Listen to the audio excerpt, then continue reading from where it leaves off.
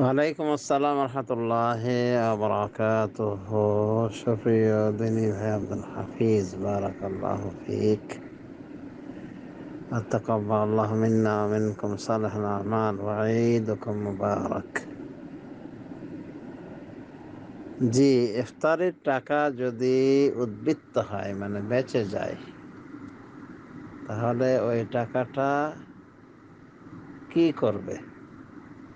প্রশ্ন এসেছে, ওই টাকাটা কি গরিব মিসকিনকে দেওয়া যাবে, মসজিদ মাদ্রাসা নির্মাণ দেওয়া যাবে কিনা? এ বিষয়ে কথা হলো ওলামায়ে দ্বীনের কথা যে যে খাতের জন্য যে টাকা বরাদ্দ করেছে ওই খাতে দিতে হয়। আর যদি ওই মানে যে জন্য ওই টাকাটা বরাদ্দ রাখা ছিল ওটা যদি প্রয়োজন পড়ে যায় বা ওটা পরিপূর্ণ হওয়ার পরে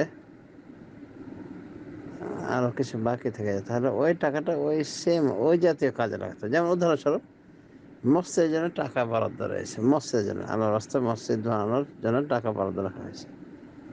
একটা মসজিদ বানানো নির্দিষ্ট কোনো এলাকায়, কোনো জায়গায়, তো ওই মসজিদটা বানানোর পরও ওই টাকা থেকে উদ্বৃত্ত হয়ে গেছে। তো ওলামায়ে দ্বীনের কথা যে ওই মসজিদে লাগানোর চেষ্টা করবে। যদি একান্তই প্রয়োজন না থাকে ওই মসজিদের, তাহলে ভিন্ন কোনো মসজিদ সংস্কারে ওই টাকাটা কাজে লাগিয়ে দেবে। এইভাবে মানে সেম খাত, ওই জাতীয় খাতে ওই টাকাটা ব্যয় করবে।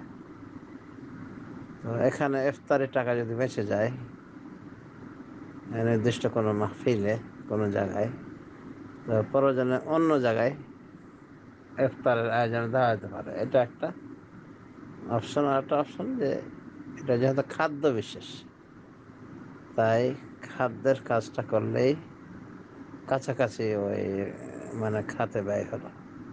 সুতরাং গরিব মিসকিন, অসহায়, দরিদ্র এদেরকে খাদ্যের ব্যবস্থা করে দেওয়া যেতে পারে, বা এদের ভিতরে টাকাটা বিলি করে দেওয়া যেতে পারে,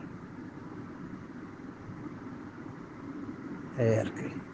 এসে ইজতিহাদি বিষয়, এই বিষয়ে সরাসরি কোনো নস নাই, সুস্পষ্ট দলিল নেই।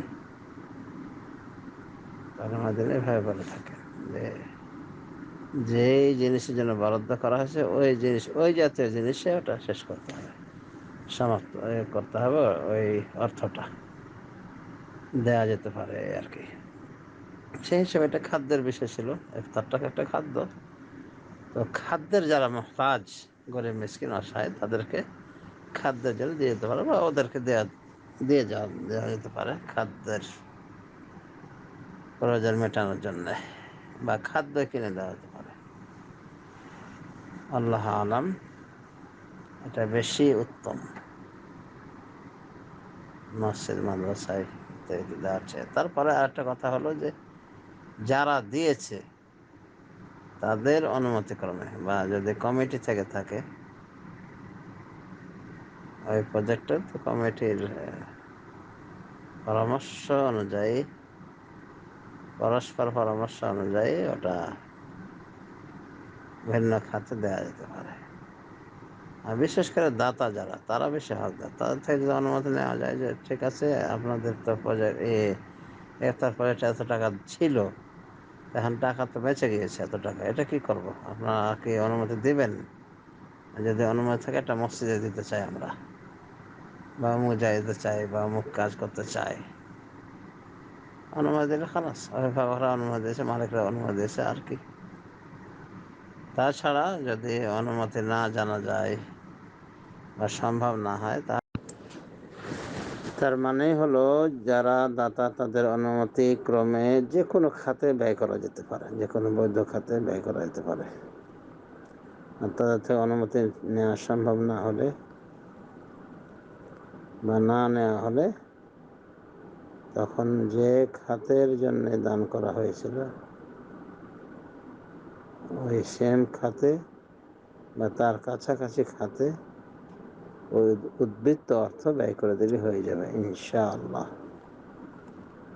আল্লাহ তাআলা আলাম। ওয়া সাল্লাল্লাহু আলা নবিয়িনা মুহাম্মদ ওয়া আলা আলিহি ওয়া সাহবিহি আজমাইন।